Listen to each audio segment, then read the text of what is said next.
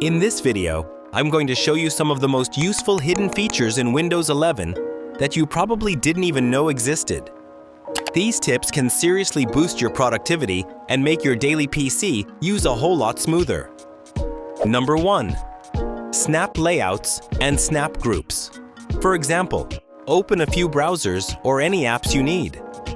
When you're multitasking, like copying information from a website into Notepad, snap layouts help you manage everything without the hassle of manually resizing windows. Number 2. Virtual desktop customization. Just click the Task View icon and then hit the New Desktop button in the top left corner and switch between them like having multiple PCs in one. Number 3. Widgets panel. With just one click, you get instant access to weather updates, news headlines, your calendar, and more, all in one place. You can even customize it so it only shows what matters most to you. Number 4. Focus sessions in the Clock app.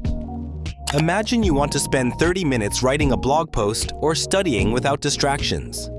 Open the Clock app, tap on the Focus Sessions option on the left, and choose your desired time duration. If you want to jam along with some background tunes, connect your Spotify account. Hit the Start button and your countdown timer will begin.